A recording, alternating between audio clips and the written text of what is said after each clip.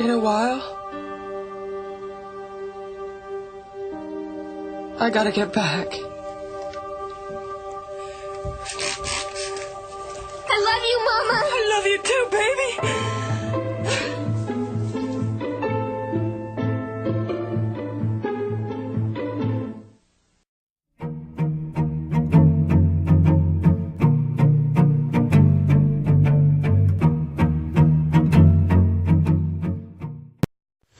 The purpose of this short video is to take a look at the topic of magical thinking.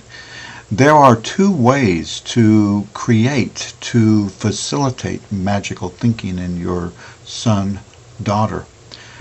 One of those is illustrated in the story of a boy who is taken to bed at night, and he lays his head on the pillow, sleeps through the night, wakes up the next morning and raises his head from the pillow. Does this day after day, week after week. Then he starts to put together in his mind that it's because he lays his head on the pillow that the sun goes down. And it's because of his lifting his head from the pillow that the sun comes up. This is a form of magical thinking. Now, then there is a second form of magical thinking that is built from within our society of magical thinking, and how to create it in a child is to mix together 4 ingredients. Number 1, a false definition of self-esteem. Number 2, sense of entitlement. Number 3, selfish pride, mixed finally with the right to hold anger. Now, how do we build false definition of self-esteem and a sense of entitlement when we're virtually in a generation called Generation Me? Well, how you build those two in a child consists of soccer games where there is no score because we do not want to hurt someone's feelings. Number 2, whatever Johnny does is great. Whatever drawing that Johnny does is absolutely wonderful. And like I said, all that little Johnny does is wonderful. Finally, that the solution to all of Johnny's problems have to do with his feelings, the emotions. So it's this combination of false definition of self-esteem mixed with a sense of entitlement, selfish pride, almost to the point of narcissism, and then finally the right to hold anger and the use of anger at that child's convenience in order to hold power over those who are in charge. I would like to introduce a post that was at the end of one of our recent videos because it's going to say much, a vital, very important core of what the problem is when we're dealing with children who are acting out angrily. Here, I will read it to you.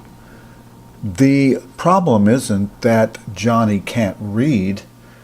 The problem isn't even that Johnny can't think. The problem is that Johnny doesn't know what thinking is. He confuses it with feelings. He considers, this is what the quote is essentially saying, that when Johnny feels, he thinks that is thinking. Wow, what a problem that is when so many of our youth actually believe, almost to the point of innocence, that what they feel that when they are feeling, that is actually the process of thinking. Could this be the reason that when you try to reason with your child, try to get through to them with logic, speaking fact, and try to explain to them what can happen after they do certain things, that your attempt to reason with your child gets nowhere, and it's so easy for your son or daughter at this point of defiance. It's so easy for them when you say, "There's a wall there, Johnny," and Johnny virtually tells you, "No, there is not a wall there." And as your child disregards the fact, the reasonableness, and the love of what you have spoken, there's this strange process where that child's ego is in fact stroked, nourished, mood altered, in order to do it again. And yes, this is the reason that reasoning doesn't work. Notice that you as a parent who hold high moral character, you are wanting to raise your child a certain way, and yet you're living in a society where there are people, some of them you know, some of them are professional, that do not agree with your basis and your worldview towards life. It is as if there are systems that support your child to have the right to have magical thinking.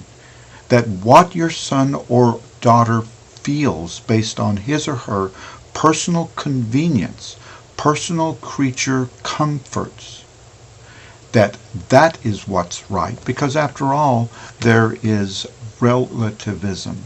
Your truth is your truth, and my truth is my truth, and your daughter's truth is her truth. What right do you have to make demands? Don't you understand that it affects your child's self-esteem?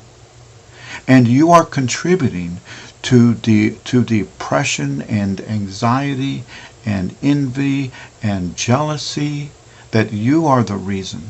This is the reason you will go to some counselors.